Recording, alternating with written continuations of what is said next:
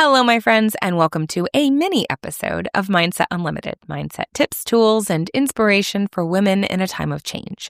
I'm your host, Valerie Friedlander, ICF certified coach, sociologist, intersectional feminist, truth seeker, artist, mom, and nerd. And today, we are talking about bite-sized mindset shifts for stressful times. You might be going, but Valerie, you released an episode last week. And I would say, yes, I did. That episode was actually out of schedule. I acknowledged in my newsletter the other week that I realized that I lost a week. The episode that I did on flexible routines, and I talked a lot about all the things going on and why I decided to repurpose an episode. Well, what I didn't realize when I did that was that I actually missed an entire week. That episode went out a week after I would normally have sent a episode out. So, one, I am not beating myself up over that. It is really important. And this is not something that I've always done. It would have been a time when I would have spent a lot of time beating myself up over that mistake. I knew cognitively that just because you make a mistake doesn't make you a mistake, but I didn't really have that integrated. And so taking a moment to pause and go, you know what? It's okay. There are a lot of other really awful things happening in the world, and missing a week is not going to end it all. So let's check in. Because those sorts of moments are a really good opportunity to check in and go, okay, why am I doing a thing? What's important to me about it? And how do I want to show up in relationship to the error? Because there's a reason it happened and there's a way forward. So taking that moment to go, okay, what do I want to do with this? And taking it, in this case, I think, as an opportunity, even just to reflect, even just to acknowledge that I'm human, that things happen. And if you're someone who listens to other people, we're in this time of cult of personality. Not to say that I'm in any way part of a personality cult, but as someone who shares content, who has a platform out there, it may very well be that someone's like, oh, she's so amazing. And thank you. Also, human. So often we put people on pedestals and we don't allow them to be human. And I see this so much in the online world where people are like, this content creator is amazing. And then they make a mistake and it's like, take it down. And that doesn't allow any room for growth. So I'm going to give myself grace. I am going to be an example to myself of that and to you of doing that for yourself. Because one of the things that I find is that I often judge other people really harshly when it's something that I'm judging myself for. And that's a way that I flag, oh, I'm unconsciously or maybe like pseudo-consciously beating myself up for this thing because I'm being super judgmental of this other person. So that whole one finger pointed out there means three more pointed back at me.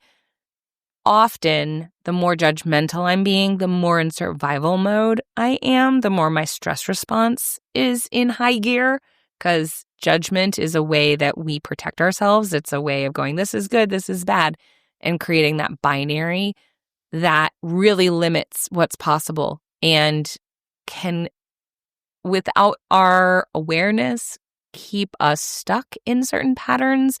It doesn't allow for growth. Judgment and curiosity don't exist in the same space. So curiosity allows us to see opportunities. It allows us to explore. It allows us to expand. Judgment is a way of limiting for protection. So I've noticed a heightened amount of that in my own life. I know that this is coming from the atmosphere that we are existing in so many spaces, being online, being in the political, social dynamics that we're in. It's a lot. It's a lot. So one of the things I always encourage is to bring some consciousness to that. And when you notice that it's impacting you, when you notice the judgment, when you notice you lost a week, when you notice that something feels off about how you're moving in the world, that's an opportunity to stop and check in, to pause and check in, not to beat yourself up and not to not hold yourself accountable either. Like, this is not to say don't have accountability. Accountability can be gentle, though. Accountability doesn't have to be self-flagellation. It can absolutely be a, hey, I noticed something's going on. You are not showing up the way that you say you want to. And this is like also self-talk. It's not just talk to somebody else. What's going on? What care do you need? What support do you need? What will help you do the thing that you say you want to do since you're not doing it? So taking a moment to check in on those things. What I figured I would do here, though, because I did want to get back on my normal schedule of release, it's having a schedule is helpful for my brain. And I could go off of that, and I don't want to. So here we are. We're doing a mini episode. So what I thought I would do is just share some things that I've shared on social media. Some insights that I have periodically. I'll just have like, oh, this thing, we should talk about this. And I will share it on social media. And that means you all don't hear it, because if you're not following me there, then you wouldn't hear it. Or maybe you are, but like algorithms and all that. I am not a huge fan of social media. It's become worse and worse. It's not a place that I love. Anyway, point being, there are some insights that I think are really important for the times that we're in. And I thought I would share them here as a little mini episode. So what I'm going to share about is considering how you talk to yourself, changing how you think about taking action, overcoming overwhelm when things are actually overwhelming, and staying true to your moral compass and overcoming discomfort conditioning. So a few little snippets for you for now, and then we will be back at it, back on the third Wednesday of the month, and we'll go from there. So without further ado, let's get started.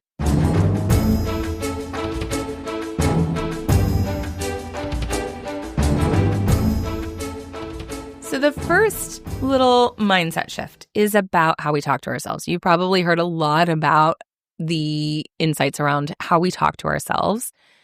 In this particular case, I found myself saying, oh, I'm not a fun person, because I'm always saying, oh, this awful thing is happening and this awful thing is happening. I talked a little bit about the need to do that in the empathy episode about the hypernormalization and really needing to see things reflected. So it's hard when you're in difficult times, when you're in upsetting times, and when you do want to acknowledge these things, not to get caught up in some of those tendencies to label ourselves based on that. So what occurred to me as I said this, oh, I'm not a fun person. No, I am a fun person, but I'm a fun person navigating not so fun times, navigating really difficult times. And I don't want to let the times that I'm living in dictate who I believe myself to be. I don't want those to decide for me who I am and how I show up. So this was just a reminder to me of pay attention. Watch how I label myself and that tendency to say I am. Any places where I'm saying I am or I'm not even. Those are ways that we put labels on ourselves that limit how we can show up. Joy and accessing joy is really important to be able to sustain advocacy, to sustain showing up in difficult times, and to show up to what we need to show up to, what our responsibilities are in these times. So just notice, how are you labeling yourself? What are you currently saying to yourself? What I am statements are you currently using?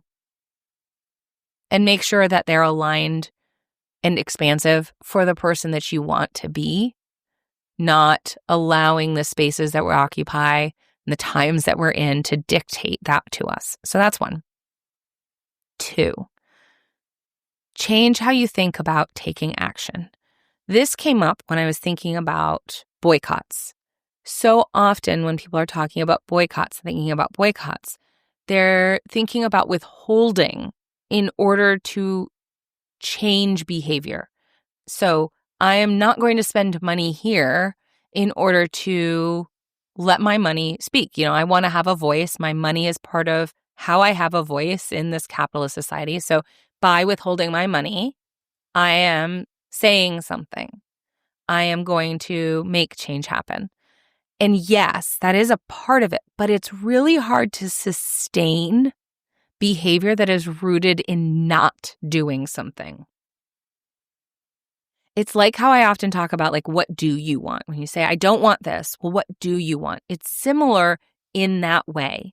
So rather than thinking about what you don't want, or, I want them to stop. So this is outside of yourself. It's controlling things outside of you, which can become exhausting and lead to burnout when you don't see the results of it. Rather than doing that, think about what you are contributing to, what you're participating in. What do you want to create? When it comes to your money, it's not just about holding it back from certain people, organizations, companies, etc. It's what are you doing with it? So you're thinking not just about what are you getting for your money, but what are you giving with it? Who are you giving it to? Both have an impact. So where you put your money, yes, where you keep your money from matters, but also where you put your money. Where do you give it to? And you could think about this in terms of time too. What are you spending time on?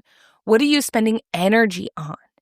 What do you want to be fueling and creating? Your time, your money, your energy, all of these things are important resources for you. So rather than I'm just not giving it to you, I'm holding it, what are you doing with it? Where are you putting it? What are you contributing to? What are you participating in? What are you creating with it? And if you're not sure, great opportunity to pause and reflect and think about how you want to move. Now, it's important here too to also just recognize that there is no perfect. It's really kind of impossible in this society, in this world, to have a perfect way of approaching this. So knowing that it's not going to be perfect and you get some choice in the matter. Third is the experience of overwhelm. I talk a lot about overcoming overwhelm. And usually when I'm looking at that, we're talking about things that feel overwhelming, but maybe aren't actually overwhelming. Like tangibly, we just need to break it down into bite sizes. We need to create smaller stair steps to climb the mountain. So when we experience overwhelm, it's this sense that something is bigger than us. Whether it is or isn't, it feels too big for us to do anything with. Often what happens with that is our freeze response activates, and so we don't do anything.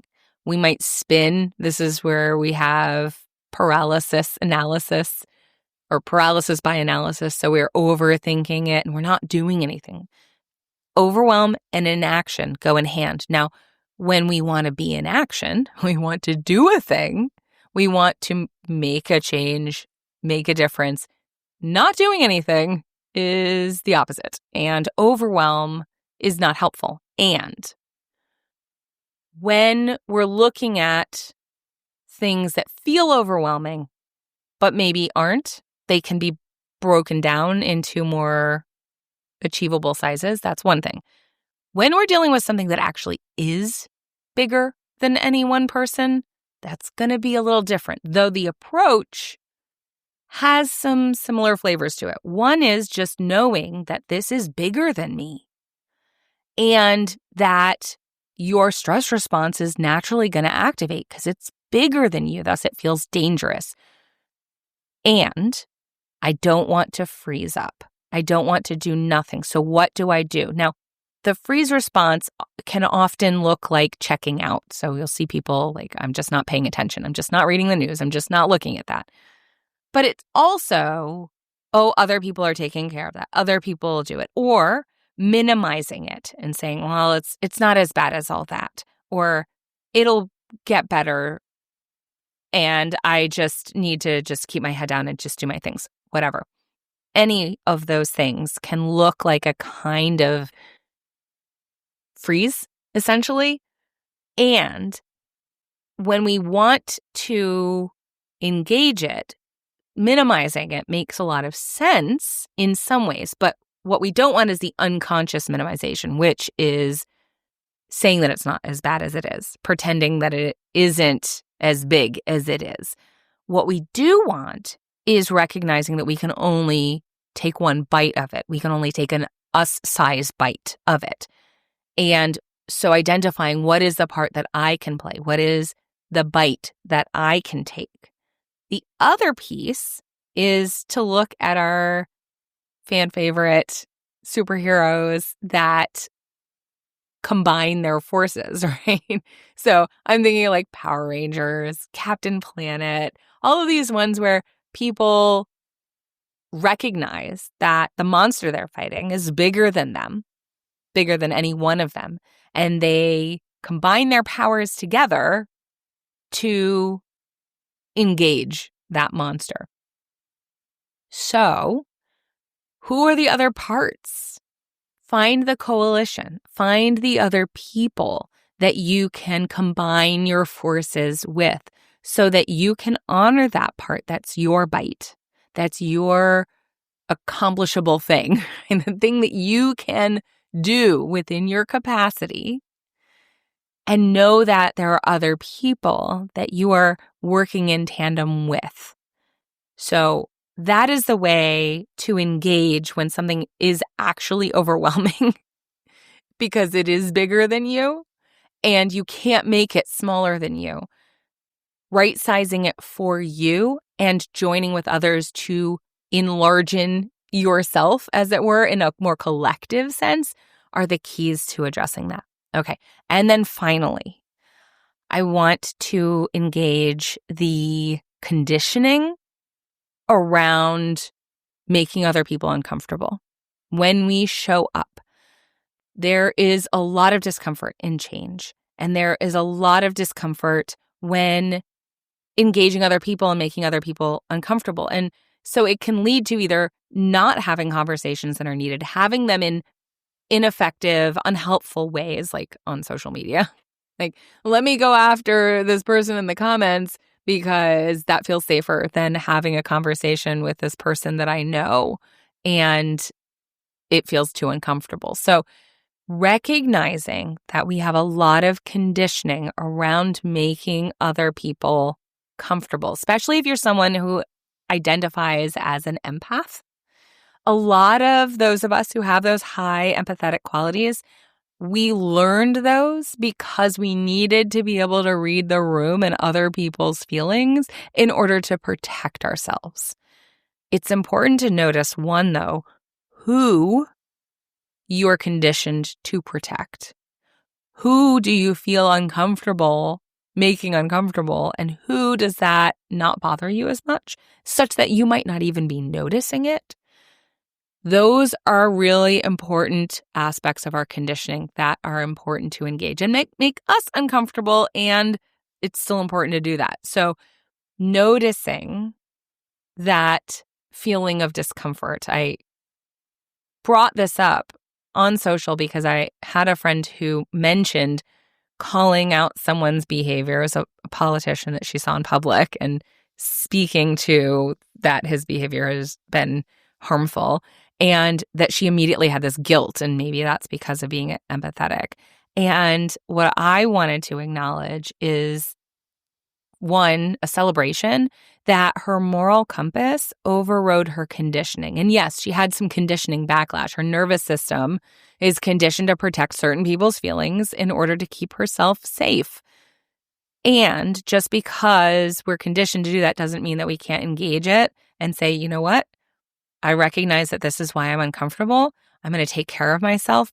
And I'm also going to know that just because I'm uncomfortable doesn't mean that this is bad. It means it's a growth edge. It means that it's something that I've learned is unsafe. That doesn't make it unsafe. Now, there are some things that actually, when we speak up these days, can be unsafe. And it's still important for us to do that. So knowing, all right, what risk am I willing to take? What supports do I need? Going back to that overwhelm piece and the coalition and the other people, what do I need to do?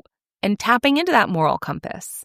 What do you need to show up to? What is important to you to show up to? Knowing that your nervous system is conditioned to protect yourself by doing these things, by setting off the alarms. It's there to help you, even if it's not how you want to be helped. Giving space for that dysregulation, learning tools for re-regulating so that you can care for yourself, so you can keep showing up the way that you need to. And knowing that the way you talk to yourself makes a difference, knowing that the way that you think about what you're doing makes a difference when we get caught up in outcome instead of what am I feeding? What am I contributing to? Am I in alignment in taking the action? Not just, am I going to get somebody else to change, but am I being the person that I want to be? Can I live with myself? And that's heavy. And it's also very real. So I hope that those are helpful insights, mindset shifts for you as you engage and work to show up the way that you feel called to show up in these times. I just want to celebrate you for being here, for trying, for doing your best each moment, which it's going to look different every day. It's going to look different. Find your people, find your support systems. If you're looking for some support, please don't hesitate to reach out. I have a lot of different ways that I can offer support, and some of them involve money and some of them don't, but I always have a free call available for you. So don't hesitate to grab a spot on my calendar. I'm happy to chat with you. If you want to reach out otherwise, ask a question, share some input, I would love to hear that too. There are multiple ways in the show notes for you to do that. And that's what I have for you today. The one last thing, I'm going to shout out my friend Jordan Maney, who I interviewed. Her podcast episode was supposed to go out this week, and I'm having to push it back. But she just released an episode on the Rest Lab podcast called Rest So You Can Rage. I love listening to her voice. It's so soothing. It feels restful listening, even as she's talking about ways to rage in this last one. It was really helpful for me to hear. So if you're looking for more insights, for more support, definitely check out her podcast too, and stay tuned for her episode coming soon, as well as some other just amazing interviews I have for you. So thank you again for being here. I really appreciate all of you, and I will talk to you next time.